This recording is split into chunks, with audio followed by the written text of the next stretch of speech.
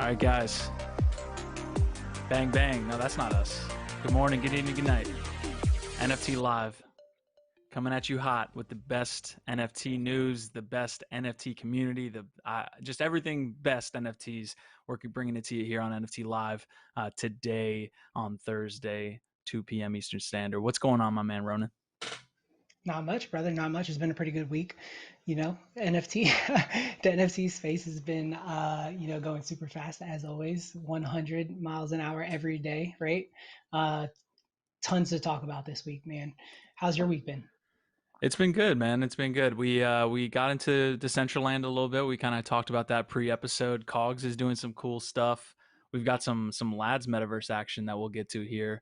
But we've got a big episode in front of us. Not the least bit about our partnership that we're going to announce here in a second. But we want you guys to kind of get after it. But it's been a good week. Obviously, NFTs are killing it per usual. I feel like we say that every week, but Yeah. what are you excited about for this week, man? Oh man, dude. I think like for me, just like all the stuff going on with like the metaverses, right? Like obviously Decentraland is doing a lot, right? Like they seem to be bringing in some big names. They're putting up new land all over the place, new buildings. So that's really cool. CryptoVoxels obviously is constantly upgrading and that type of stuff. So I think like the metaverse information is really cool for me. Mm-hmm. And then we've got some other little touches, some stuff going on Wax that I think is really interesting and really exciting. Yeah, man. And then of course we got Sandbox chat. So I think for me this week has been a lot of metaverse.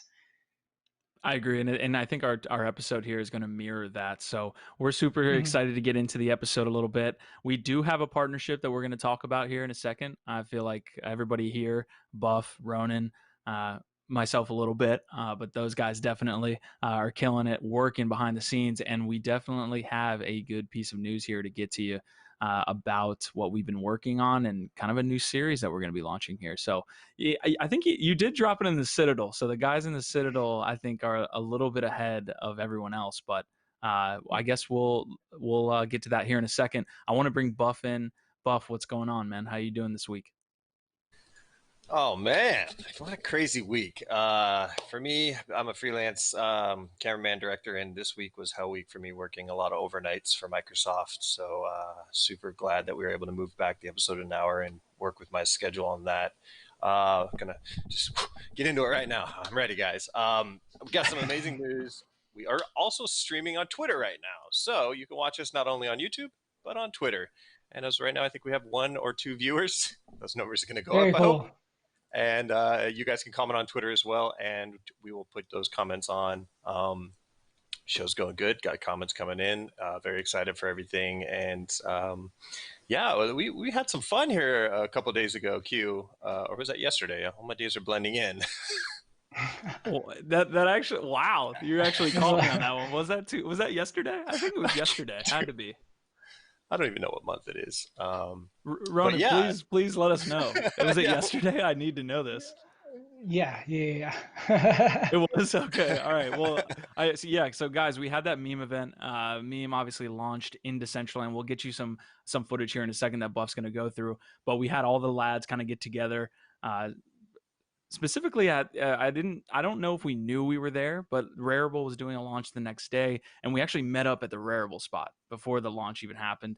And we got all of our red shirts on, and we walked on over to Meme and had ourselves a good time. So I think Buff's got some good some role here that he's going to go through. So what did you guys think of this event? I Or didn't know we were Buff, what do supposed you to wear think? red shirts. I missed that part, along with so Buff many didn't get other the things. memo. I did not. That's why nobody recognized me, I guess. Right. Yeah, Um, they had some good stuff going on. They had an elevator. They had like 3 or 4 floors. They're right next to Binance US. It was a really cool Nice. experience to kind of go through there. But Buff? Tell them about Pope. I don't know. I don't have one. Apparently, they're giving away an NFT that is kind of like a validator of you showing up to these experiences. And as you see right here, oh, look, it's been delivered to my address. Well, sadly, it hasn't. I have not received my Pope. So, meme, if you're hearing it, old Buffalo is popeless in Seattle. So, hook a brother up. Um, but yeah, the meme event was the first time us lads were able to come together in the metaverse, and there's going to be many more of that in the future, and I'm very excited. to have participated in that first event, and there'll be many more in the future. So yeah. It looks really cool. It looks really. I like how like the entrance says "Don't enter" meme. What was the inside like? Like, what did they have set up on the inside? Like, were you able to like go in and like do some like type of transactions in there, or like was any of the NFT art displayed? Yeah, there's an interesting story that came out. I guess they like dropped it, or announcement. I guess they dropped it during the actual event, which is eventually you'll be able to stake, I believe, mana and meme together, or some combination of the two, and you'll end up getting like pineapple wearables. But other than that, no, there wasn't like any other than that proof of attendance protocol button that Buff pressed and unfortunately didn't get to take part in. Didn't There get wasn't really the. like anything you could do. Yeah, yeah. Got you, got you. Well, it's still kind of cool, man. And I think that sounds awesome, like being able to stake your meme to be able to get pineapple wearables. I think like that's Mm. just like another use case of NFTs and tokens and doing the staking and DeFi, right? Like it seems like that's where we're going, and it makes sense in that way. But yeah, that was really cool, man. And I think that we're going to see a lot more of this, obviously, right? Like Rarible had their launch yesterday. So actually, Meme was 2 days ago. Rarible was yesterday. Mm-hmm. Yeah, and like we've got some in the news later. KOGs is actually opening up a headquarters as well. Yeah, I think everybody's going to kind of be moving into these metaverses as like an additional marketing opportunity. It's an additional place where the community can kind of get together, obviously, as virtual meetings take place and things like that. I think over like shadowing, not overshadowing, but kind of like what's being buried here is the POAP, or we were all joking in lads that we didn't know what to call it. Pope, POAP, pop. I didn't even think Uh, about that. Yeah, it's yeah, not poop. yeah. It's definitely not poop. So we had a bunch of guys talking about that, but the ability to like on another chain that's more scalable, where they're able to like send you kind of badges that you attended an event, I think is a really Right. cool idea. I think just for the fact that you can actually say there's some like provenance in saying, oh, I was there when meme launched and check out the badge that I have, but also the ability to like airdrop afterwards Mm-hmm. NFTs to people, because if you I guess if you could set it up in a way where you get the badges and then based on those badges they airdrop consistently to those people that have the popes. uh, I think that's a really cool mechanic there, and it's a cool model to kind of reward people who are actually going to your events. uh, I think it's an awesome idea. I agree. I Totally. agree. I think that you're seeing some of that in already. Like I think that what is it, the bad crypto guys? I think that like they do an NFT sometimes, like when they're live, right? So if you go and you're in their Twitch chat and you interact, you get an NFT, and then they're able to airdrop to their community at any point after Mm. that who holds that NFT. So like yeah, I definitely think that like proof of like attendance is something that we'll see a whole lot more of. And like Chris says in chat, Pope. I think Pope is the one you should probably go with. Yeah, Okay. it's a safe bet. Yeah, Yeah, the definitely. metaverses are going to be very fun. I actually discovered Layer One Live through the Sandbox estate that you guys have, and now I am neighbors across the way on Atari land, and also, of course, the Vulcanverse. I have some land there. So Hmm. today, guys, let's go full here and let's talk. We are opening up a new organization, a new group of a mastermind, if you will, for metaverse builders, artists, anybody who loves the metaverse. Layer One's going to have a kind of a subgroup of people that just want to talk about land, how to flip it, how to grow it, how to create NFTs in these worlds. These worlds are going to be emerging, so we're gonna create a little group, and anybody who's really big on the metaverses, reach out to us. We'll give you information on directing you where to go, but it's going to be most likely hosted in our Discord channel. So yeah.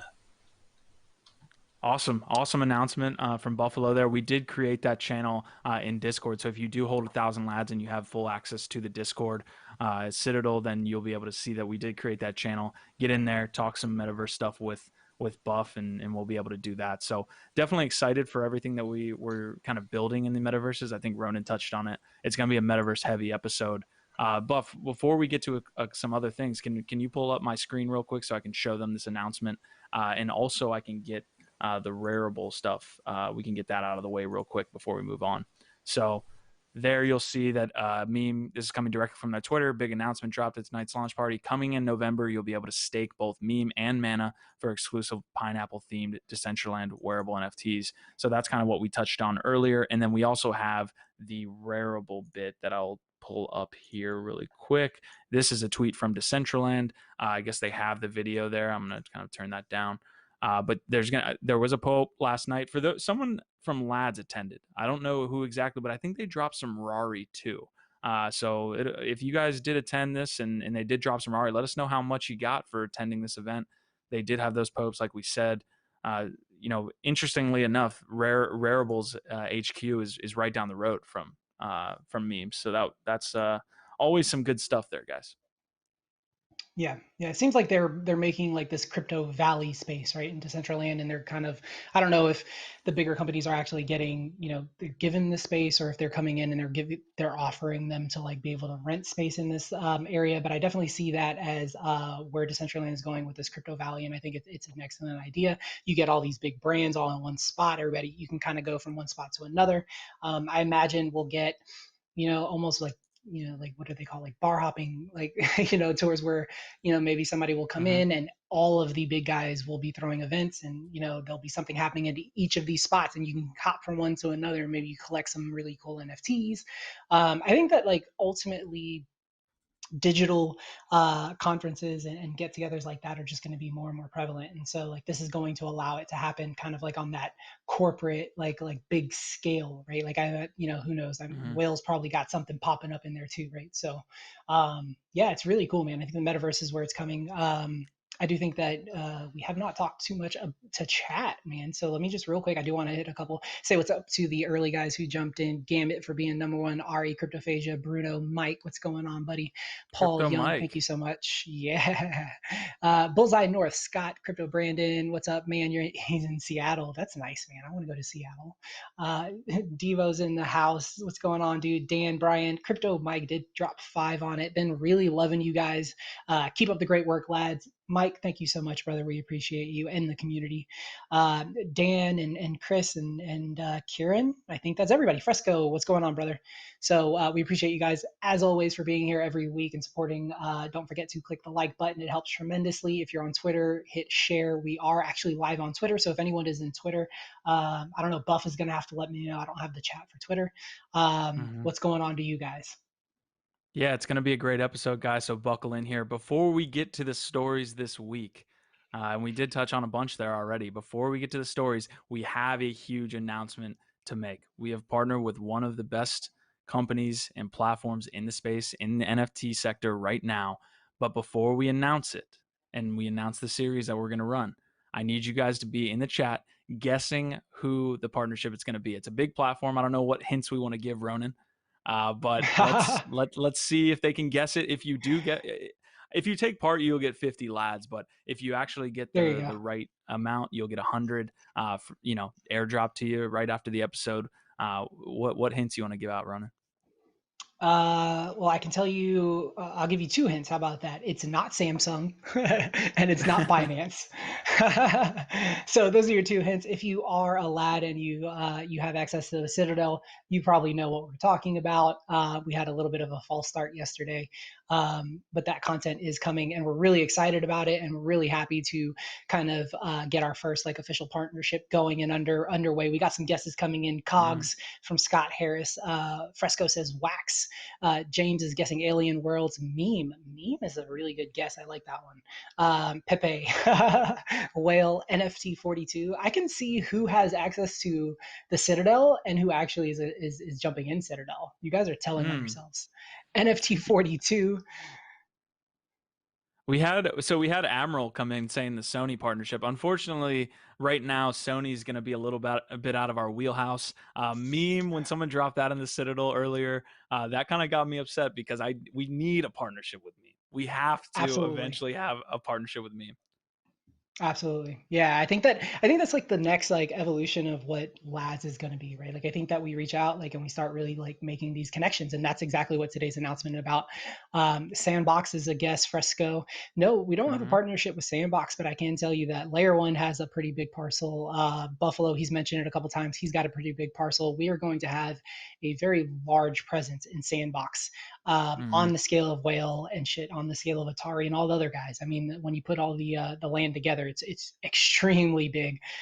So you're definitely going to see us in Landbox or Sandbox. Sorry, Nintendo Flow. I think Flow is another one that would be really cool to like maybe work out some stuff with, right? Like they've got an excellent product in NBA Top Shot. Mm-hmm. And I think that it would be really cool to be part of what they've got going on with like Dr. Seuss. I've already said it, man. I love Dr. Seuss. So, you know, Roham needs Mm-hmm. to get at us about that. Yeah, we're getting a lot. These are really good guesses. Those are Some of the really good biggest guesses. brands. Yeah, I really appreciate you guys coming through. Nobody's got it yet. We're not going to drop anything that would give it away just yet because I'm having too much fun with this. But I guess can we say like what subsector it is? Do you think that might be it? I don't know. What hint do we want to give away Yeah, next? yeah. The partnership that we're working with is going to be pretty focused on art. So the content that we're going to be putting out is going to be yeah, art facing, right? Mm-hmm. And the plan is to have a chat. I know you guys have kind of heard it coming for a while, right? So we've talked about doing an artist interview series where we, you know, sit down, we chat. I think you and I both would love to get, you know, to know some of these artists that are in the space. I think that Mm-hmm. you know, everyone in the community would really appreciate it. I put it out there on Twitter a couple of weeks back, and the responses I got were like through the roof, man. I got, I don't know, something like 20 something responses. And out of those, I think 12 or 13 were actual like artists or like NFT leads for projects that were going on that wanted to chat, man. And so actually, even I think we've got it on our chat for a little bit later. Tribal Books is one that reached out and said that they would like to hang out with us. We've got some more guesses coming in, man. We've got Uplift, Mm-hmm. Doctor Who. Doctor Who would be really cool. Doctor Who would Nifty be cool. Gateway. Nifty Gateway would be Mm-hmm, super cool. mm-hmm. Interesting guess there, Atari. guys. We'll leave it Yeah. open for So 60 more seconds. Interesting guess we had just come through. I'll let you guys all fill in there so everybody can get their lads, their extra lads. Speaking of lads, we do have obviously you guys that are taking part in the engagement today on the live chat, as well as leaving comments after we're live. If you came in late or just it isn't the right time for you, you can earn lads by engaging with content. We're gonna do the all-time high again. I don't remember exactly. We wrote it down somewhere. We wrote it down somewhere. Wasn't it in the 50s? 58. We had 58 was all time 50. high. Come on, guys. 26 right now. That's not Push it bad. out to the community. Let's go. Yep. 58. If you guys get the 58, you get 2x the amount of lads that's happening here today. So I'll leave this open for 30 more seconds. We had a right guess come through. I'll just leave it at that. I think they're ready, Ronan. So prepare your pitch, and we'll leave it open for 30 more seconds. You know, a month from now, we'll have the timer kind of click down. But yeah, let's do this, guys. Yep. Definitely. Absolutely. If anybody is in Whale, feel free to drop that in Whale. We had the Whale folks come through pretty hard. We're not double streaming to Whale community this week, but we do appreciate the support every week that they are here. Meme came through pretty hardcore last week, so if you're in the meme server, feel free to share there as well. If we break that all-time high, you guys are going to get a little extra lads in those wallets. So I think that, what do you think? Think it's about time? I think it's about time. I was wait, guys. It's pretty obvious the platform is in the thumbnail. Come on, I'm trying to get everybody extra lads here. They're in the thumbnail. We had a right guess. We'll leave it open for 10 more seconds. You have 10 seconds with the little bit stream delay, and then we'll go to Yeah. Ronin and we'll drop it. You'll have to full stop in chat. That way we know like when we're Oh, stopping okay. it. But we're really excited about it. I think that this is obviously the first in like many, right? Like we've got, you know, we've got conversations going all over the place in all types of different products and different blockchains. And really, we want to be obviously agnostic when it comes to that, but we also want to be supporting, you know, other projects that are coming up and however we can, right? So, Mm-hmm. for us, I think that's really important, and I think that that's kind of what builds this community and what's going to continue to like propel us forward and keep us ahead of everyone else, right? Like the community that we're building, and we're doing it kind of like on the shoulders of each other, right? So I think that's full stop. I think we're done with like guesses, right? Mm-hmm. So Let's if you do it. guys are checking it out, it's right there on the thumbnail. We are partnering with Nifty Gateway. So Nifty Gateway is going to be our partner for the artist series. That artist series at the moment is going to compromise of artists that have Nifty Gateway drops coming up within a week of those episodes. Our first episode is going to be Sunday night with Giant Swan. If you guys don't know Giant Swan, you should. And he's got some of the most recognizable art in the scene.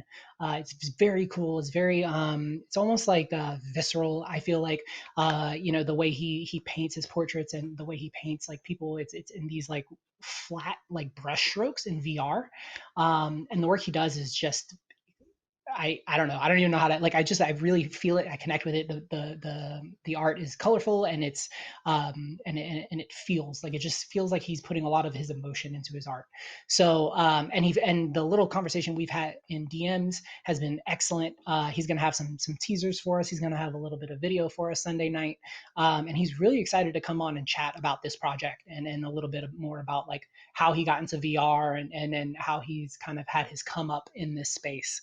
So that will be Sunday night. It'll be about 8:30 p.m. Eastern. We're gonna have Giant Swan on. It'll be him and I just riffing about his art, man. And I really hope that everyone who is in chat now and everyone who hears about it between now and then shares the information, lets people know it's our first partnership stream, so it's going to be detrimental that we get as many people in here and interacting and chatting and liking and sharing and just showing that the LADZ community and what NFTLive is doing brings immense value, because like I know it does, right? Like we know that we're putting out great content, right? That people enjoy, and that I think it's going to be good for everybody. So we're really looking forward to that. I'm really looking forward to getting to talk to some different people in the space. I've been wanting to have conversations with artists for a while. I've got a list of about 40 plus that I've already reached out to and been like, let's just talk. Like, I love your art. I love what you're doing. Let's get together and riff about it. So look forward to a lot more of that type of content, interviews, and those types of things. We'll probably start to replay those videos prior to the NFTLive every week, maybe prior to layer one on Monday. So you guys watch out for those tweets and the announcements. We're going to get the content, we're going to can the content, but we're also going to share it. We're going to kind of make sure that you guys have access to it, and we get it out there in the community. Yeah, maybe now we'll actually be able to get a Nifty, Ronin. We've always been talking about that, but yeah, man. I mean, you touched on it as always. You kind of encapsulated that pretty well. But we're trying to create one of the best content networks in crypto, and the fact that we can add an artist series and have that be partnered with one of the biggest artist auction platforms is completely amazing. It's exactly what we want to do. It brings value to LADZ because now we add the content, we add the eyes, we just get more focus on what we're doing here at Layer One, and it just benefits the whole community. Hopefully we'll be able to do some cool stuff with Nifty Gateway in the future. Maybe we have a Layer One or a LADZ series on Nifty Gateway. There's so many different things, and we talk about that all the time in our team meetings. There's so many different ideas. The ceiling is limitless. We just got to come down and execute. So congrats to the team for pulling that off, especially yourself for getting that done, man. So hopefully everyone here in LADZ appreciates what that is for not only NFTLive, but Layer 1 and LADZ in general, the ability to have that partnership with Nifty. Buff, I'm going to bring you in and put you on the spot here, man. What do you think about this partnership with Nifty? Endless potential. Let's get some interviews done. Let's get some videos. Let's get it pumping. I love getting in on projects that have massive potential and telling their story. That's one of my favorite things to do. So if Nifty is down to open the doors and let us in to get the inside scoop and help present what they're all about, I'm all about that. So I'm very excited, and I'm really excited with Ronin to do this first interview on Sunday. We've kind of looked at the first artist piece too, and I just see so much coming down the pipeline for you guys that this is just going to be a lot of fun, you guys. I'm excited. I really am. Yeah, awesome. It's going to be a really good time. Yeah, Giant's going to be awesome. We've already confirmed the second guest is going to be Tommy Wilson. If you guys don't know Tommy Wilson, he is a major league he plays for the Mets, I believe. Like, so he's actually like a ball player, and he came into the NFT space a few months ago. I think his first drop was in July. And what he does is he does these really cool sports portraits, right? Like, so I think his most recent was LeBron with the 4 rings he sold yesterday for something like I don't remember, maybe 2.5 or 4.5 ETH. But yeah, he does great work. So I'm really looking forward to seeing what he's got coming for us as well. So all the artists that are going to come through are going to be excellent. I know it, and they're all really fun conversations. So Yeah, and I think honestly, it's something Nifty is missing. We have the ability to kind of fill yep. a role there, right? Because they're not able to highlight the guests in a way that Ronin and the NFTLive team will be able to. But I can't speak on it enough, and I think we're going to get to the end of the episode, or the rest of the episode, not the end, here in a second. But for those of you that have been here since the beginning, back in, I believe now, October of 2019, it's crazy to see what we've done with the network, adding all these different channels, adding all this great talent to the team. You guys that are listening to the community, it's just I'm not going to tear up on stream, but it is cool to see. And the artist series is another addition to what we've been doing here. So huge stuff, man. I hope you guys understand the importance there. So boom.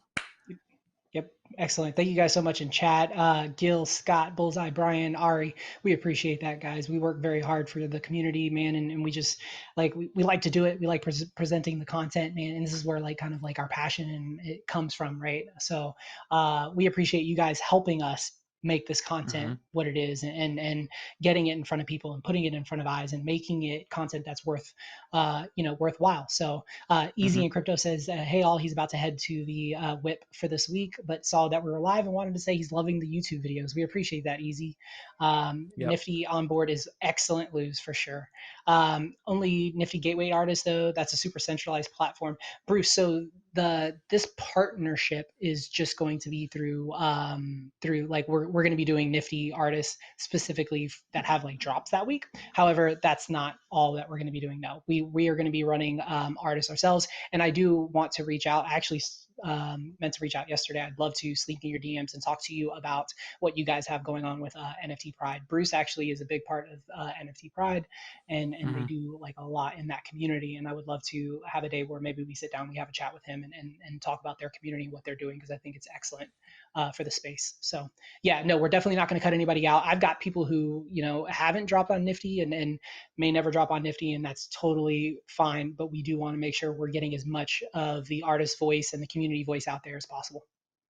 Awesome. All right. So for you guys looking for NFT news on NFTLive, we're going to get to that right now. The last thing I will say is that we do have a game night tonight. We're going to be doing something post episode that we'll announce right before the episode, I think that you just touched on, which is that WIP meeting in CryptoVoxels.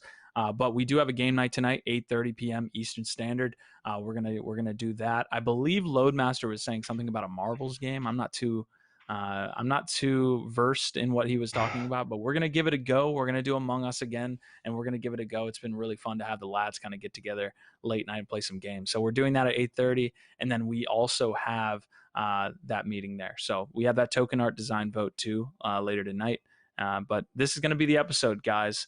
I don't know if you can hear my phone ringing, but I'm getting thrown off here. RedFox and KOGs is moving into Decentraland. We're going to talk about tribal books and the AlienWorlds Recap with Wax. We're going to touch on Sandbox and Avastars, and that will be the episode. So do you want to start us off with KOGs so that I can beat this person that's calling me right now? Absolutely.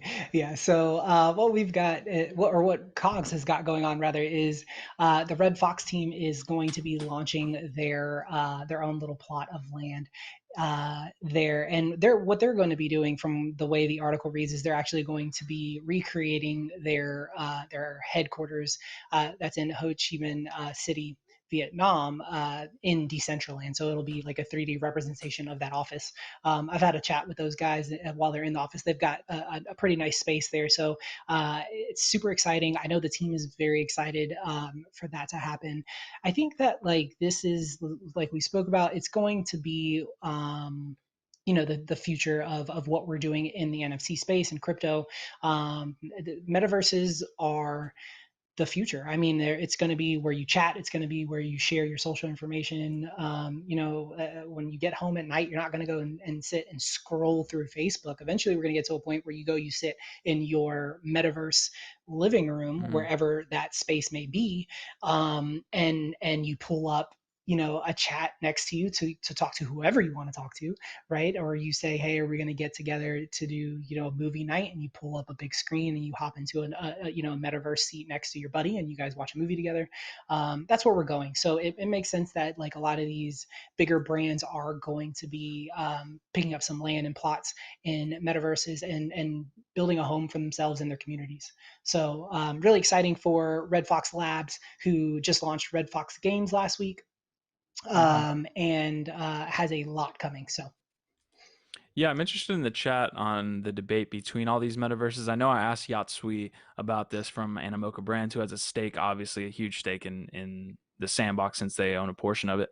And I was kind of like asking him about the competition between all these metaverses, and he really took a laissez-faire approach and in a really kind of nice approach of just saying there is no really competition, or at least he doesn't look at it that way. It's kind of just growing the entire multiverse together. So I'm interested though, to you, Ronin, as well as the chat. What do you guys make of is there going to be competition? What is your guys' favorite metaverse? I'd love to kind of get thoughts on that, since it is such a heavily favored metaverse episode.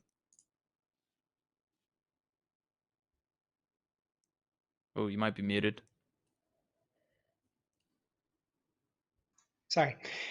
For me personally, I think that like there's space for everybody. I think that Mm-hmm. there's not going to be one stop shop. I think what is going to be kind of like the future of metaverses is going to be interoperability. So the ability to actually create one avatar, right? That is going to be able to get dropped into CryptoVoxels or Decentraland or Somnium space.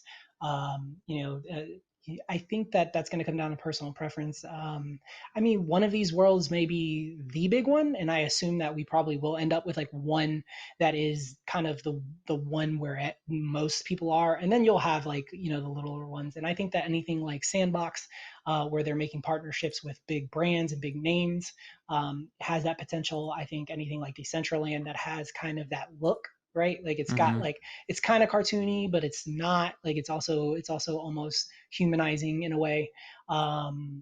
That kind of has its own like appeal, right? So the thing about Decentraland obviously is that they can't expand. They can't expand the world. They've only got so much land, and land sales are just going to go through the roof. Like at some point, it may be too expensive, right, for the masses. So you might have Sandbox for the masses and Decentraland for, maybe your more elite, maybe your more art centric events, things like that. So I can even Mm-hmm. see that being the case. Like what could be the differentiator is like the type of person who's attending the metaverse. Like, are you a gamer? You're probably going Sandbox. Are you an art person? You're probably going to Decentraland. Are you really Mm-hmm. into like just getting together with as many people as you like and like throwing down and DJs and shit like that? Like you might hop into CryptoVoxels. Mm-hmm. So I think that probably will have a lot to do with it. Yeah, Paul Young Jr. saying any metaverse with the inverted y-axis mouse. I guess when he jumped in when we did the LADZ event, he was upset that they didn't have that inverted capability. We've got a ton of comments to get to about our Nifty Gateway announcement there, which we appreciate everybody there. So as far as mana is concerned in Decentraland, what you're saying is that have the devs and the team said that they're not going to expand the world? Because I feel like it would be fairly easy to just say, hey, we're going to create this other continent and kind of just Mhm. come together and do that.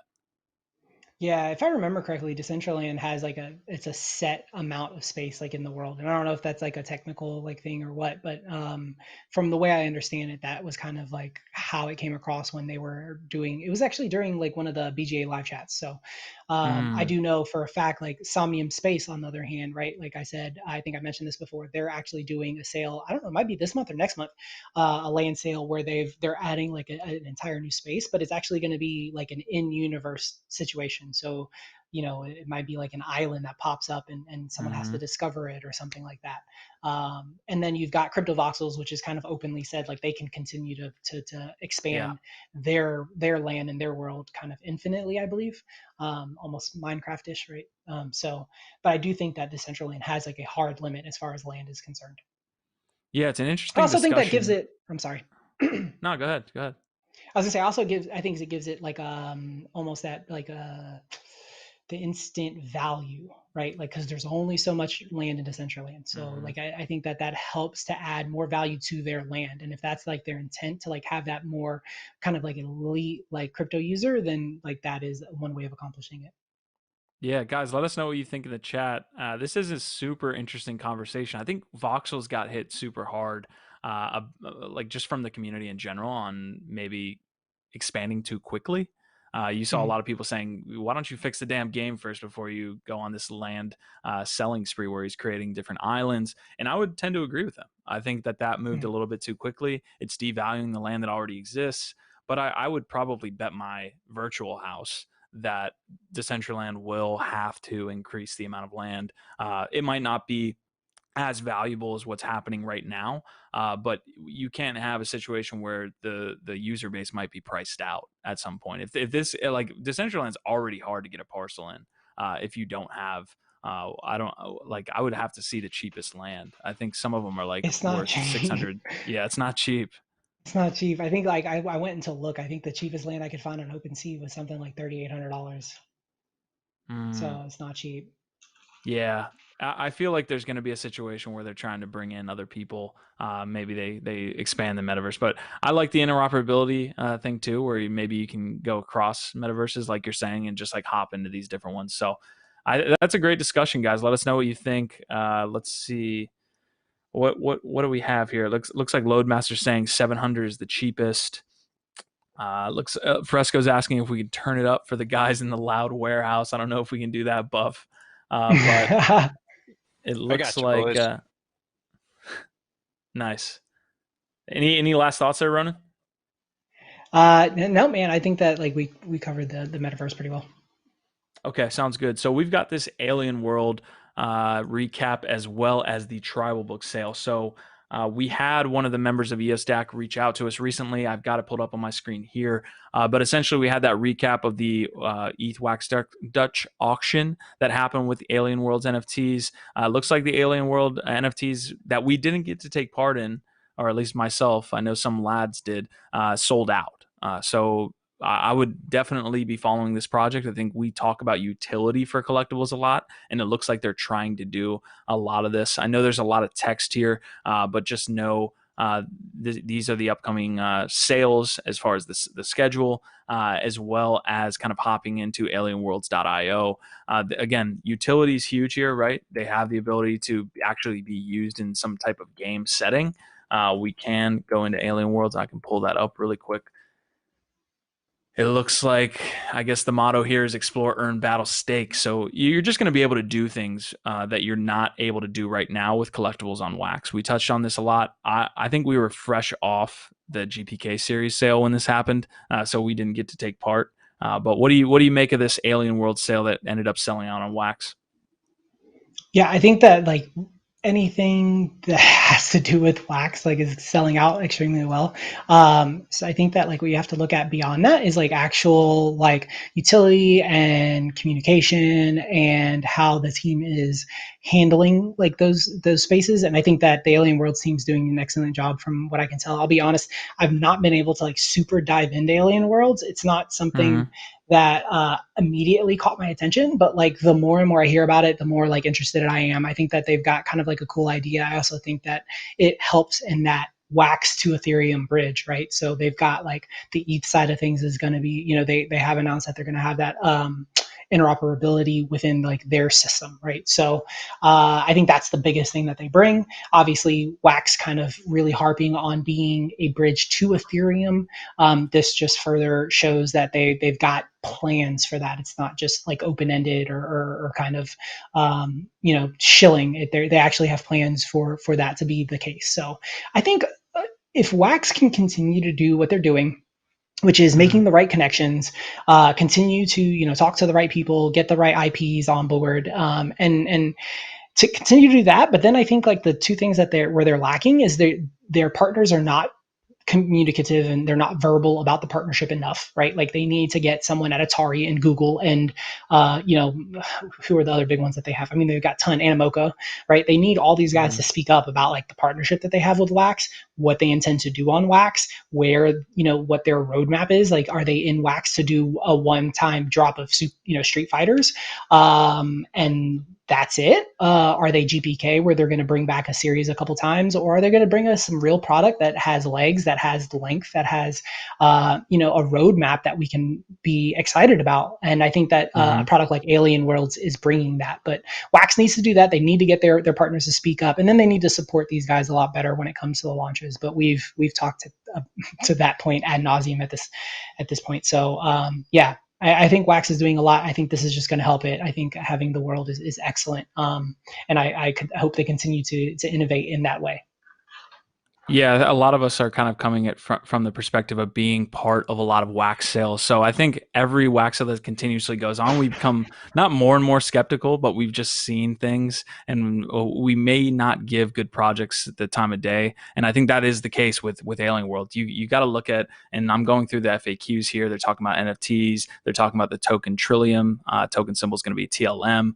But they're talking about this DAC too. And I think that's super interesting because the team is from EOS DAC. And I think that has a lot of kind of weight. They've been involved in governance and doing things on that level from like a technical perspective, as well as just from like a philosophical and kind of how you govern platforms. So I don't think any of the teams that have launched collectibles up to this point have had the experience running different decentralized platforms like you see with what might be the case with AlienWorlds. That's just me. There's a couple others that I want to get to here in a second. It looks like explorers can buy land, tools, weapons, avatars, minions, artifacts. All of the AlienWorlds digital assets will be minted on the Wax blockchain and will be fully owned by explorers. So a lot of good stuff coming from this team. I think a lot of people are pointing out the bridge as well. Wax ETH bridge. That was something that was talked about by Quigley from Wax in that big token economics update. So we'll see. That I think we talked with Yatsui as well, and he was saying that Ethereum will likely be more of a vault, and that was kind of parroted by Quigley in his post. Ethereum will be the vault for more expensive items, while many transactions will likely take place on the Wax blockchain. I think that's the future of what you'll see with decentralized gaming. Yep, absolutely. Actually, I listened to the first half of the Pranksy interview. I don't know if you saw that drop earlier today on what is it, Zima Red.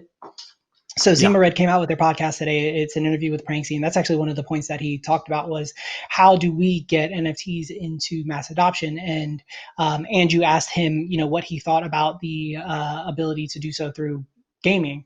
And I think that was kind of the end result, which is you don't want everything to be on the blockchain, right? Like that's too much of a hindrance. And you're not going to have it, period. Like you'll never have Sony, have people having to sign up for wallets and having to deal with gas or anything like that. They're going to only institute this type of technology when it becomes seamless and when it can all be done through their UI without the end user ever dealing with it, right? So I think that like when it comes to like gaming and where you're going to see NFTs start to kind of take over that space is going to be through like the smaller items, like those types of things, and it's only going to be the transactions that take place. I think that like when you're trading, when you're trying to like find the value, so we'll probably see some layer 2 stuff there as well. But I definitely think that's where we're going to go. Chains like Ethereum, just with gas and everything going on there, and then DeFi continue to grow, you're just never going to get to a place where it's that seamless enough for mass adoption. So things like what AlienWorlds is doing is exactly what needs to be done for us to actually get some more people into the space. Yeah, there was some big ETH2 news that we'll touch on Layer 1 Live on Monday. But as ETH2 moves around, we'll see how that kind of affects, different NFT games, collectibles. Art is definitely one. Everything besides DeFi, essentially, that have been priced out. I know gas fees have fallen, but we've seen those still continue to be priced out. I guess the last thing we'll talk about with this is Loadmaster brought up a good point. AlienWorld Super Smooth Sale helps. So I guess there were no problems with this sale running. No, like I heard it went really, really well, which is excellent. Like I think that like that's the way it needs to be. Like you don't want all these hiccups. You don't want people talking about like the negative aspect when you've got so many positive aspects of what you're doing, right? Like I mean, Wax has got, no transaction fees, and you don't have to worry about, dealing with the issue of gas and stuff like that when you're trying to get your assets and trying to trade them and actually enjoy them, right? Like part of what the problem is with gas is like you can't enjoy your NFTs as much as you'd like to. And I think that where I come from in that is that like some of us just inherently come from a place of collecting and trading Mm-hmm.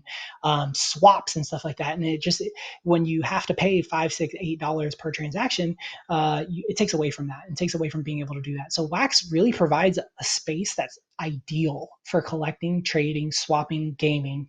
They just they're at the beginning, so it's okay. They're the Atari in this long history timeline of gaming, right? So we're at the beginning. We just have to kind of grow with them and hope that like they continue to push and strive forward. And I think that it'll be an excellent project. Yeah, for sure.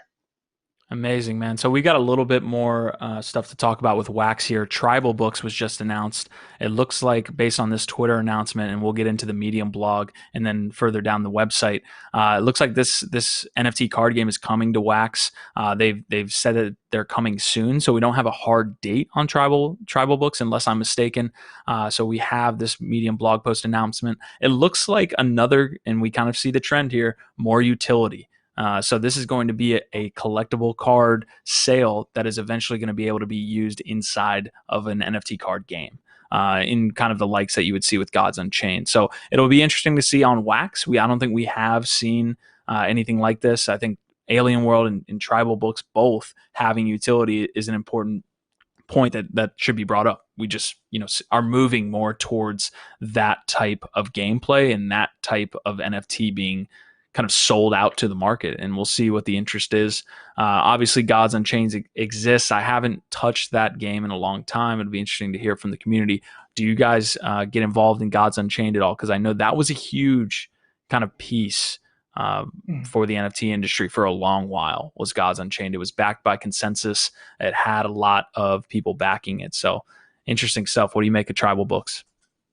Yeah, man, I think it's a really cool project. I know some of the guys working on it, and I think that, like you said, it's just the future. It's where we're going. It's where we're pushing towards. I think that you talk about Gods Unchained. I mean, Whale just had their first Gods Unchained event yesterday, where they had like a tournament where you could win Whale. So I think that these card games, especially, are perfect for NFTs and where we're at in the technology right now, right? Because you don't Mm-hmm. have to have anything, spiffy or flashy going on. It's a matter of just, being able to place your cards, have your cards do whatever they're supposed to, collect your cards. And then I think I'm still very bullish on the idea that someone needs a really good idea for presentation of NFTs.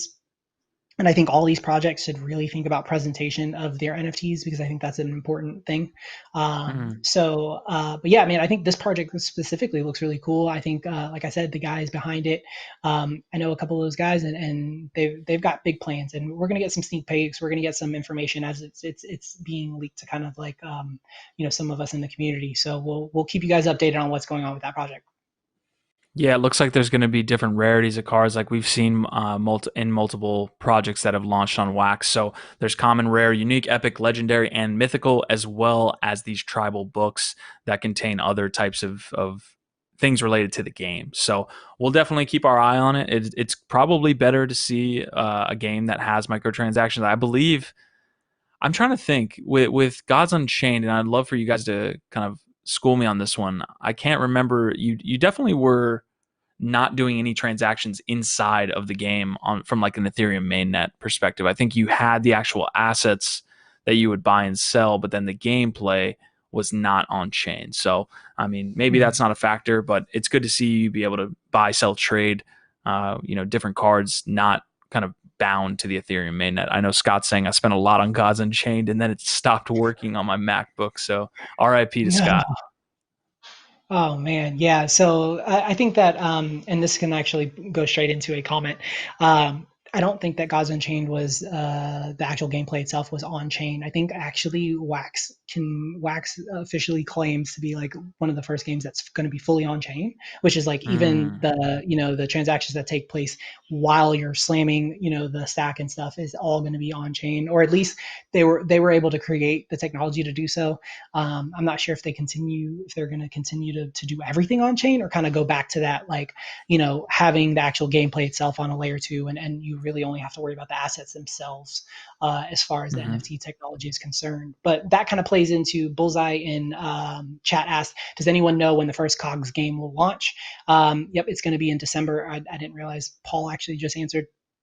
It'll be in December, which is going to be the first proper, just straight up Pogs recreation in digital. So you'll take your slammer, you'll slam it on a stack of Pogs that will consist of, I think, 10 cogs from each side, each player, and then for everyone that you flip over, you get a point. Whoever has the most points after, I think, 3 rounds is going to win the game, and that'll be that. And you can either play for fun or you can play for cogs, for keeps. So which means that anyone that you flip over, you actually keep, which is kind of cool. So interesting. Yeah, we have some Gods Unchained players in the chat. And I will kind of parrot Ari's statement here. He said, first found Gods Unchained around a year ago. For me, not very attractive, a bad copy mix of Magic the Gathering and Hearthstone. But hey, that's just my opinion. I'd probably agree. It was a little bit clunky.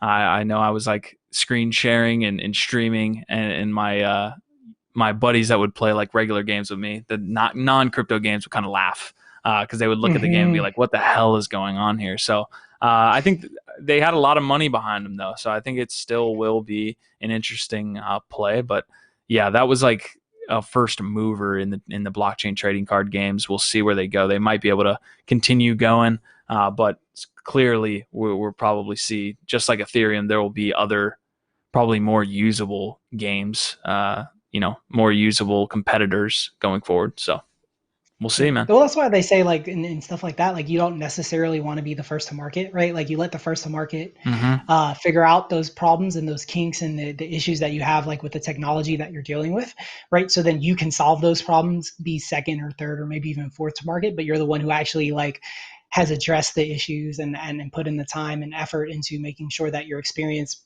is what you want it to be for what you're doing, right? So like I think for blockchain games, like I think that anyone who currently has a product out is going to get outshadowed eventually by someone, right? Like the technology is just in that infancy where it continues to grow exponentially, like by the day. So your amazing experiences today are just going to be mediocre experiences in a year unless you have a product that can keep up with those times. And I feel like when you're at the very bottom, when you're at the foundation, that's difficult. That's very difficult. Like, to bring Gods Unchained forward, I'm sure there's going to have to be either a Gods Unchained 2 or, a version 2 or something to even try to keep up with what other people are going to bring to the table. It is an elephant in the room discussion that we're having, because what you're basically talking about is they're able to do these things, but not at the quality that we're able to see in traditional gaming. So when you say someone is going to come in and do this better than you, it's likely going to be a Hearthstone. It's going to be a Blizzard. It's going to be all these AAA studios that eventually down the road come in and they have the dev studios, they've got the money, they've got everything, and they just do it better than you. And we'll see what happens. Can the youngins and the guys that are kind of small from, I guess, a whole world perspective or that whole industry perspective, can you survive? We'll see. That'll be super interesting, but it's good to be on the fringe. Yep, exactly. Yeah, and that kind of like, again, it's part of the conversation that Pranksy and Andrew were having on his podcast, and they talked about just like, at the end of the day, like that is part of this process. Is just like you kind of just let the little people go and try to figure it out. The people who are really aspiring to like change, like the space. And you let them figure it out and stumble, and then you come behind them with your millions of dollars and you fix any issue that you saw,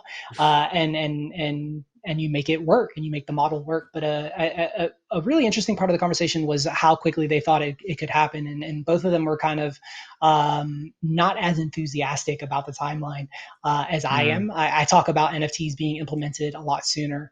And that's because I really do think that the value prop is there now. I think that the recurring fees, when you can tack those onto the secondary market, I think is a very real motivator for these big companies, because the secondary market is so large for a lot of these. So if you make it easier to interact with the secondary market and then take a cut of that secondary market, it's going to make things better for everyone, right? So like part of why some people don't sell their digital assets is because you have to deal with eBay, you have to deal with PayPal, you have to deal with the fact that you can sell a digital asset to somebody, and eBay does not provide any type of insurance for sellers when it comes to digital assets. So if you're selling digital assets, which I did for, I sold one a couple weeks ago, which I continue to do.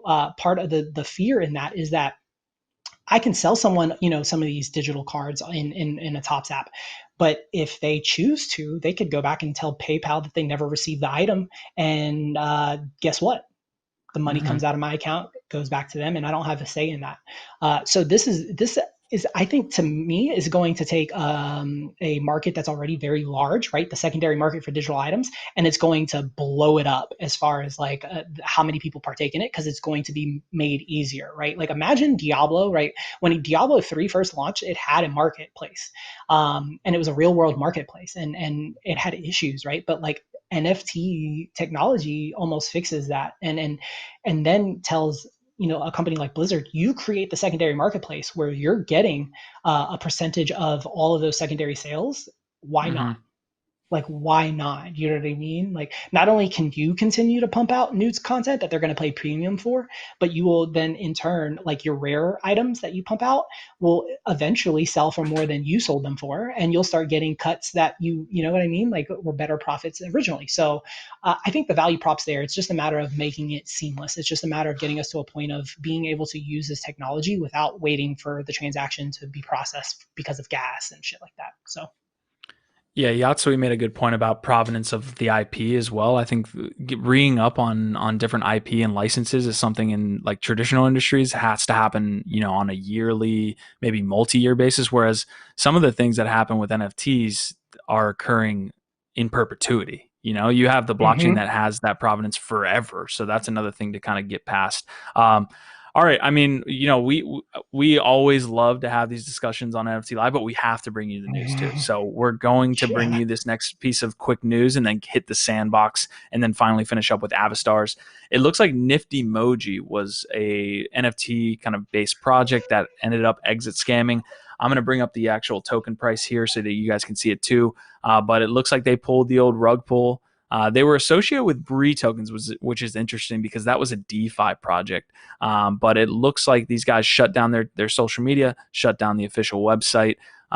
You had about 813 wallets with MEXP, and 600 people in OpenSea had NiftyMoji collectibles in their wallets. These guys just left. They dumped everything. I'm going to pull up the price of MXP now. So I guess at its peak, which you can read into what you will with that, was 179. It's now being traded at about $1.06. So that is just the quick story there, guys. I mean, stay safe out there. It's tough to see when all of these teams are kind of anonymous to kind of find out, is this legitimate? You got to have, different sources. We're one of them.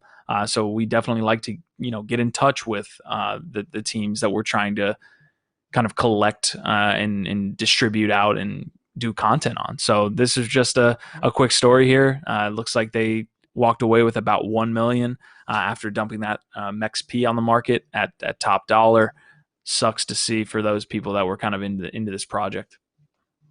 Yep. Absolutely. And this is actually something that we got into like a interesting conversation on Twitter about, because, I think that people like the anonymity that like you get from dealing in crypto and dealing in this world. And they appreciate that and they value that. And I can understand that. Right. But when it comes to investing and when it comes to putting your money somewhere that you intend for it to either appreciate or at the very least not disappear, you should probably do a little bit of research. And I think that, like, having these anonymous people, that have never shown their face and don't give you any information about them, and it's just, to me, not where I want to be. I'm not throwing $100 into a liquidity pool for a freaking blue Kirby, right? Like, I mean, that's another exit scam that happened in the last week, where this kid, everybody knew he was like 20 something years old. Everybody knew that, like, he's literally just a face, and like he blew up and he pumped, and then all of a sudden he comes out with like all this information on a Thursday afternoon or Thursday night, right? And then by Saturday he was gone. And like, who knows how much money the kid got away with. But like, why did anybody think that wouldn't happen? Like, why would you think that somebody who you don't know who they are, they don't have a face, they don't have a name, they don't have a location, you have no, like, literally nothing, you don't even have a voice for this kid, right? Like, he's never even done like any reason to like give you to actually believe what he's telling you, and you give him all this money, and a lot of people gave him a lot of money, and you end up getting dumped on, man, and it sucks. And I just, like, it makes projects that are legitimate harder to be accomplished. Yeah, I think some of these stories kind of leak into what we'll talk about on Layer 1 Live, because it is in the broader crypto community. Blue Kirby being that DeFi kind of cartoon character / influencer / Wi-Fi leader. I think Ari touches on a good point. It's the risk we all take. I didn't like seeing a lot of people get on Andre this week about one of the projects that kind of quote unquote rug pulled. I didn't like the way Andre went about it with how he launched it, but that doesn't mean that the people that are interested and put their money into these projects with anon founders, their test in production, that's on you, and you shouldn't get mad at anybody else but you. And that is the risk we take. So Ari with some good words there. It looks like Bruce kind of came through with some good information. He said NiftyMoji was acquired from Bree, and then it looks like the Bree guys. Because Bree, I believe, also exit scammed. So it looks like this team in general had acquired NiftyMoji as well. But I'm also going to pull up the Bree token, which was a kind of a DAO situation setup. To be honest, I don't even know what I would if I could give it the right name in the description. But I'm going to show you the same thing that happened with that token. It's more of a DeFi related play. I'm going to pull up Esprit here, Buff. So it looks like at the peak, Esprit was at $42, and now it's trading under 10 cents. So it looks like we talk about DeFi and NFT synergy all the time on this channel, and it looks like there was some DeFi NFT synergy that went the wrong way here. So unfortunate for those guys that were involved. I think, Ronin, you touched on it. We all got to kind of be diligent and make sure if they're a non, then you got to do your due diligence. Whale Shark came out.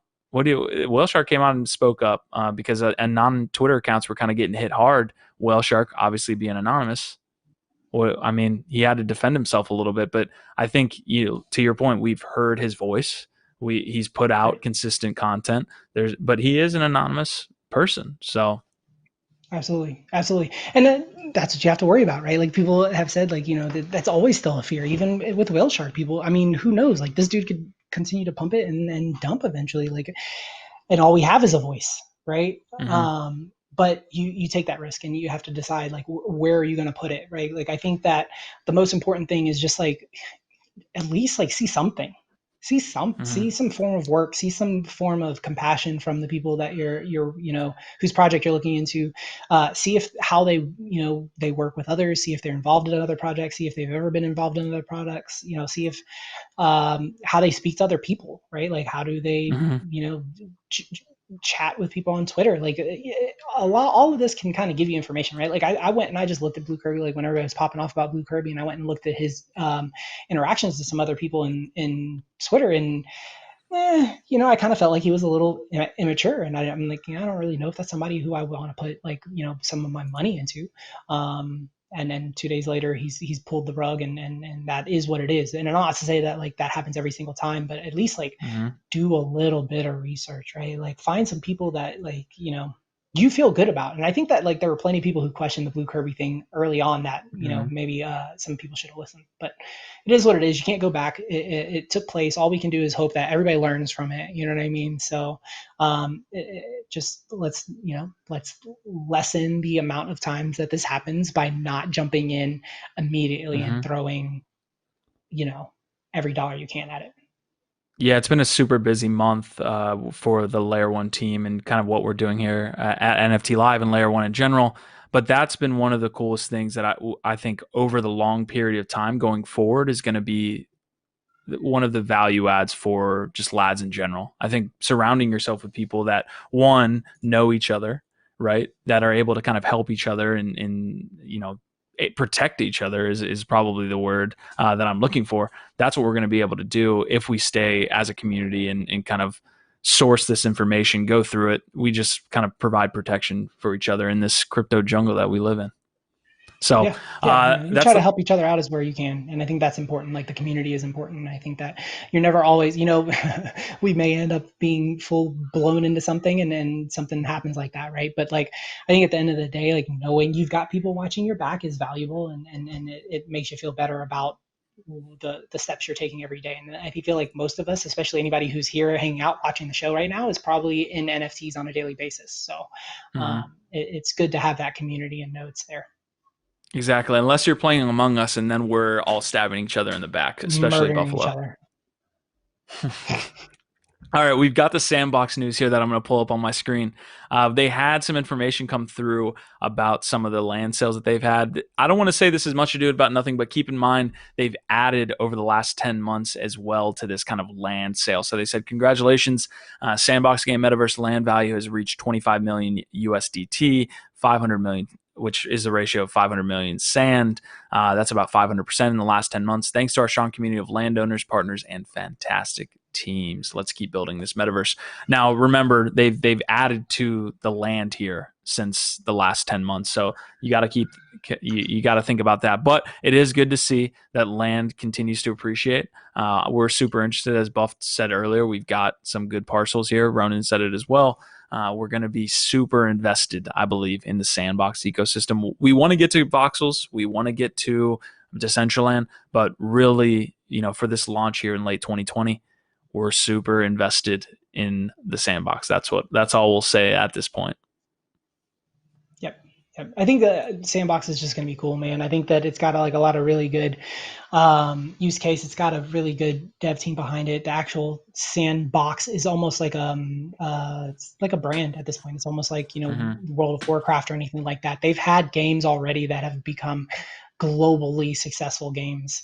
And this is just like kind of the next step in evolution of the Sandbox. So I think it's really cool. I think that the fact that you can have NFT assets that you build and that can be used in the world, but can also be sold as an asset and traded and everything is excellent. And it gives a lot of foresight into what we can expect from gaming and how NFTs will play into that in the future. Love it. So this is the next piece of news here from Sandbox. Scott's also saying, if I get some time, I'm going to try to understand these metaverses more. This is an important part if you want to understand metaverses, because what you have here is the ability to have a physical good, like an NFT piece of art that can then be transformed into a playable avatar character. That's essentially what Hackatao is doing here. They're partnered with the Sandbox to bring multiple, and I'll play this video here, multiple different artworks to life inside of the Sandbox. So it's a small piece of news, but still small pieces stacked on top of each other make big things. So it looks like developers will then be paid using sand to create these digital assets. So it looks like Hackatao is getting paid in sand, or maybe able to sell these artworks for sand and then have those be used in the Sandbox. So really cool stuff. We'll be following Sandbox really closely. As far as my hype meter, the only thing that comes close to the Sandbox for me is Flow. We'll see what Flow ends up doing. They're more vague on their timelines, but we'll see it going forward, man. I can't wait for the Sandbox. I feel like I've said that 10 times. Yeah, I would say Sandbox is probably Sandbox is probably third on the list of mine. I'd say Flow is definitely a solid number two. Like what they have coming, like I've said multiple times, Dr. Seuss, I'm really excited about. UFC, they're the NFL, like, hopefully.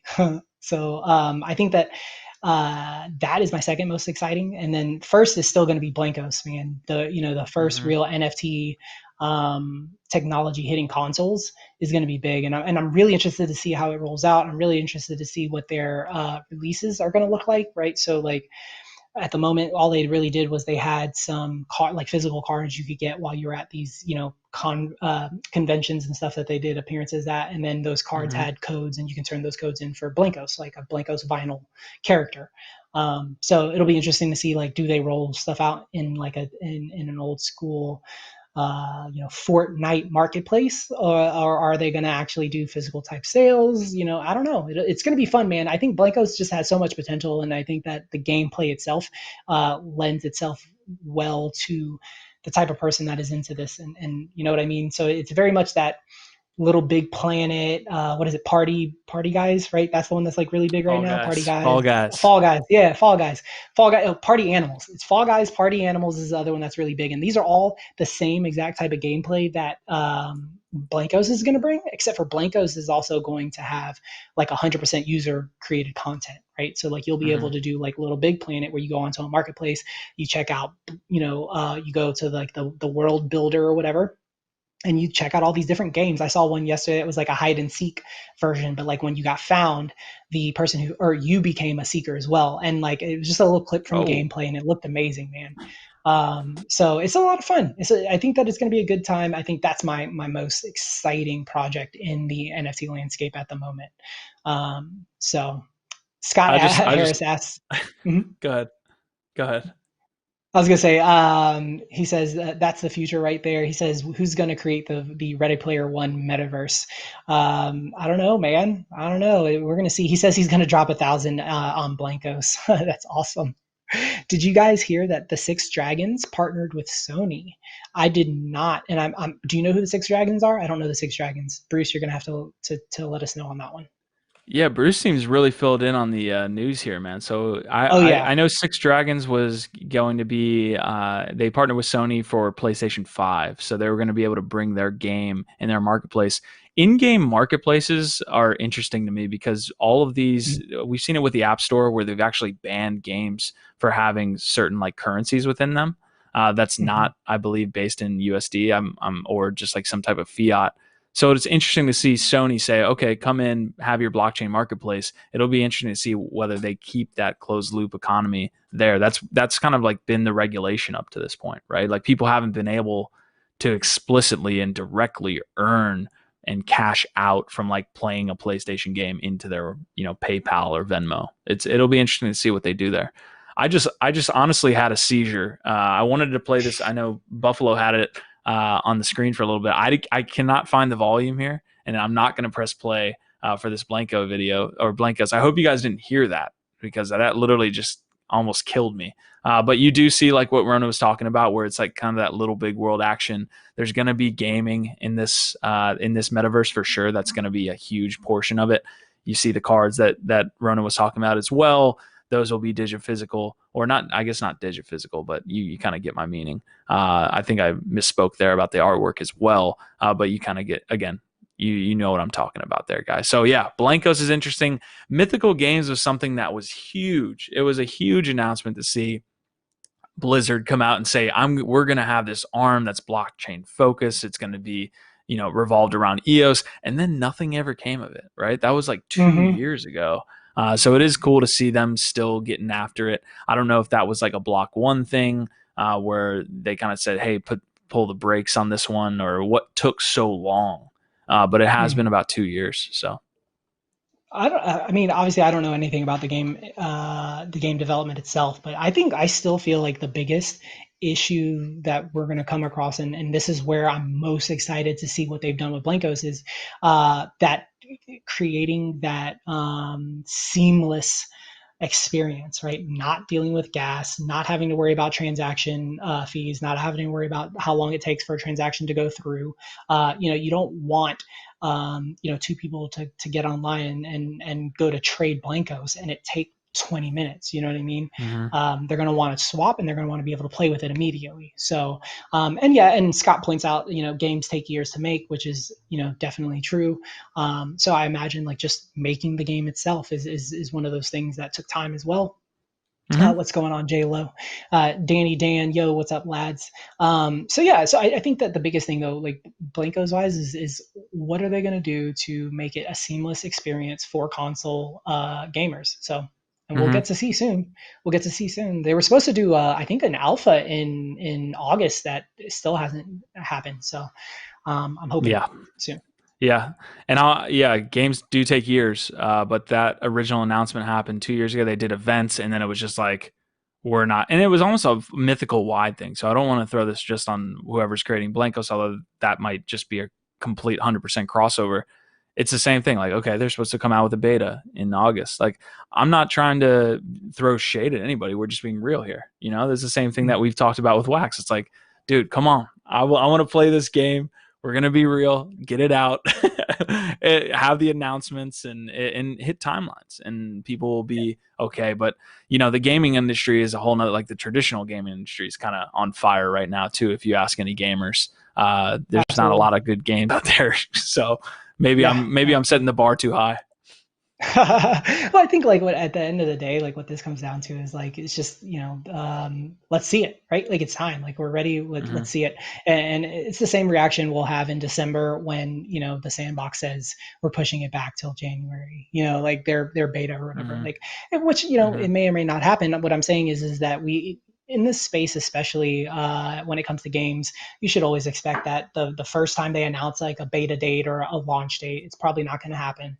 And I imagine the integration into blockchain isn't going to help with that at all. So it's cool. It's all good. We're just talking about how excited we are for it, and the fact that like we're ready to actually get a real game, that has like not a real game. I don't know how to say that. A AAA studio that comes in and makes the attempt to bring this to the masses, right? Agreed. Versus the smaller studios who are targeting crypto people and stuff like that. So I completely agree with that sentiment. So, guys, we're about an hour into the episode. We've got some late comers here, I guess, that are just waking up. So Danny saying, yo, lads. J-Lo saying, morning, gentlemen. Lee Yi Qiang is in the house. It looks like we have a bunch of guys that are just coming in. So appreciate you showing up. It looks like Ari's trying to get them to get the community together for like a late push to 58.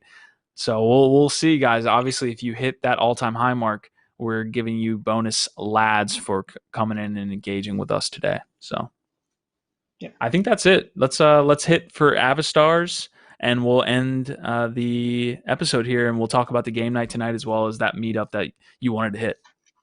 Yeah, definitely. So as far as like Avastars is concerned, kind of the news here is that Avastars has sold out their Series 2, which I was hoping that it wouldn't have sold out by the time we got on, because they were like in that last little push to sell out a couple hours ago, but they actually made it.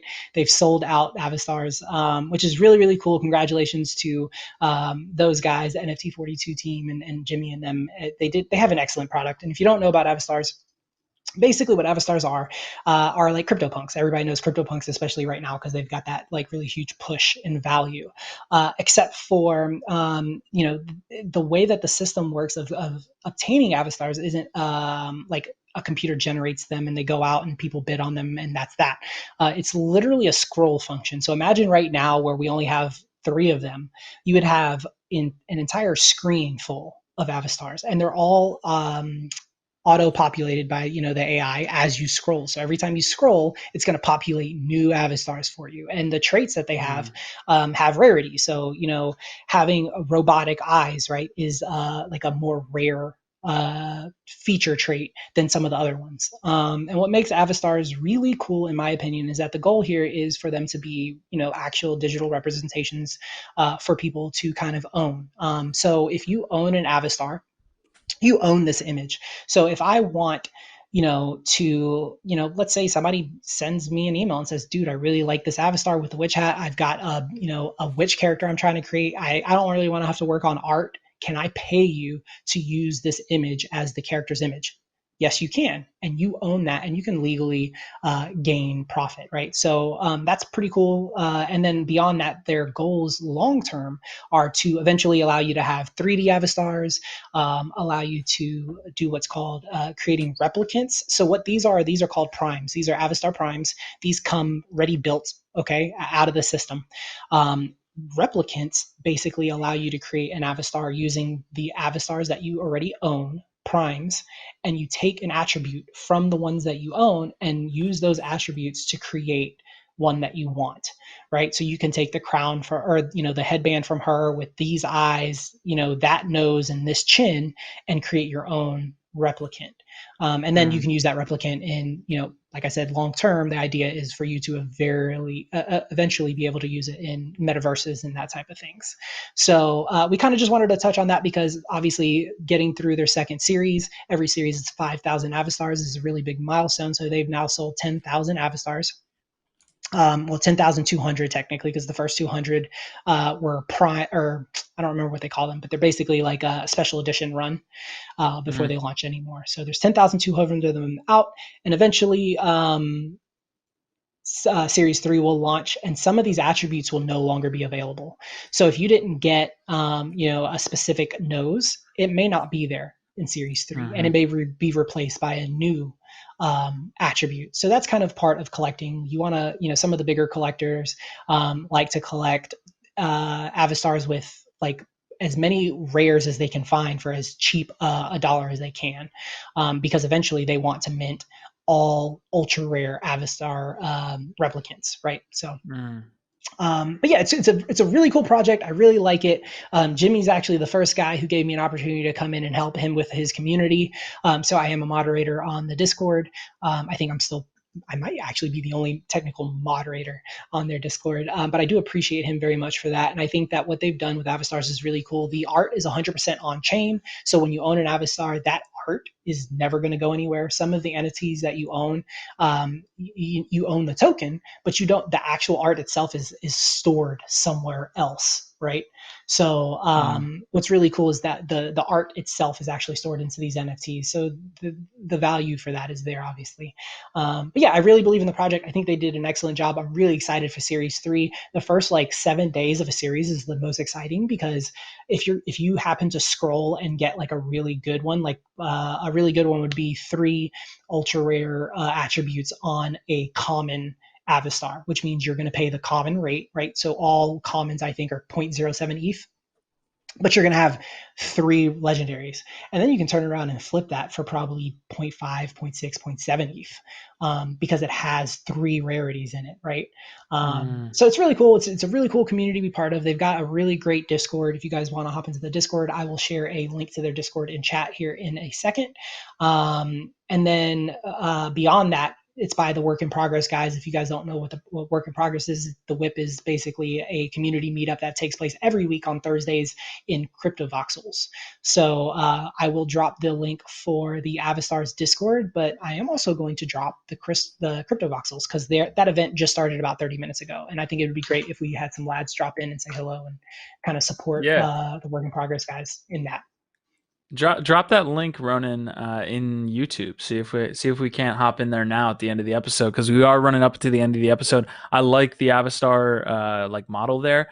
The one question I would have is, how do you know the rarity of the actual I guess the characteristic? How do I know the rarity, or do I have to know that preemptively? Okay, so the rarities are actually, I really wish the actual website itself, because this is just a little teaser site they built before they actually launch a series.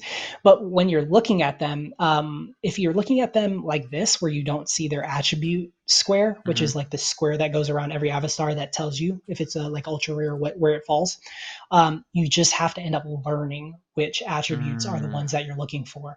And learning the rare attributes helps, because when you're scrolling through these things, I mean, dude, I'm not kidding you.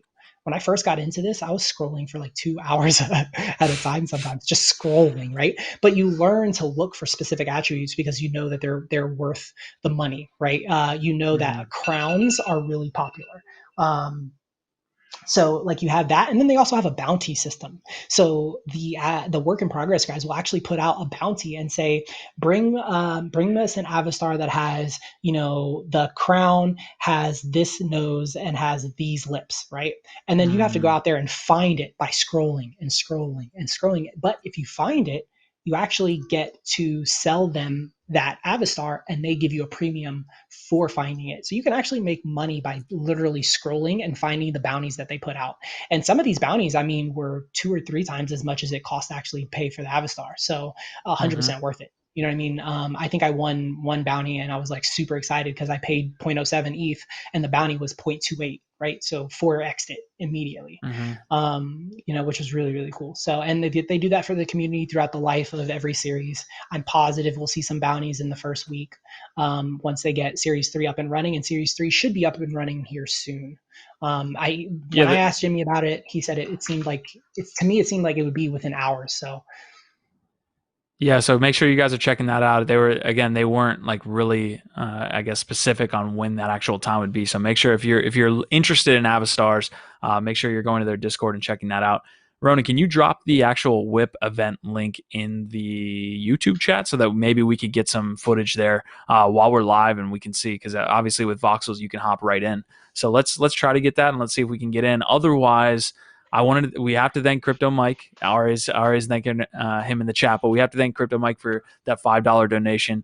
All the donations you guys are giving, we're reinvesting back into like getting really cool things set up for NFTLive, for Layer 1, for all of the content that we got on our channel. So we appreciate the donation very much. We also appreciate all you guys showing up, man. You guys are killing it every week. We say it a lot, but we, need to, and that's because you guys are killing it, obviously, with what you're bringing in the comment chat, not just showing up, but also kind of engaging with us. It's 100% a better episode when you guys engage with us. So thank you so much. Yep. Thank you guys so much for showing up today. Thank you guys for being a part of the community, for believing in what we're doing with LADZ and bringing in your friends. I see we got more people in here, 33. That's the top of the mountain for us today. We appreciate you guys very much sharing those links, getting in those chats. And Buffalo, I actually pulled up the CryptoVoxels work in progress meet right now. It seems like it's a little laggy. It's still kind of loading people up as we go, but I'm going to have this pulled up for any other lads that want to jump in. I did drop the link in there.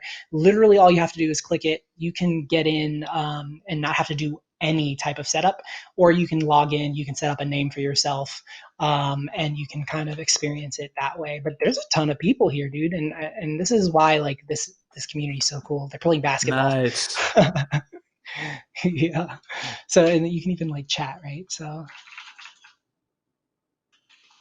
Hit him with the lads. That was actually the best part of the whole meme event, was that we were just spamming chat with lads. That was really funny. So guys, this is going to be the end of the episode here. We appreciate it. I think Stacy's saying, "Don't tempt me to engage. I'm going to tempt you all night, man." I don't know if that's not suitable for work talk, but we're getting everybody in here engaging. We appreciate you showing up. Scott's saying, "Great show to the lads team." Buff, do you want to hit them with that last bit of news with the builders one more time? Very, very short. And then we also have game night tonight at 8:30, as well as we'll be voting in the Citadel about the lads token art that you guys saw. So, Buff, you want to come in here?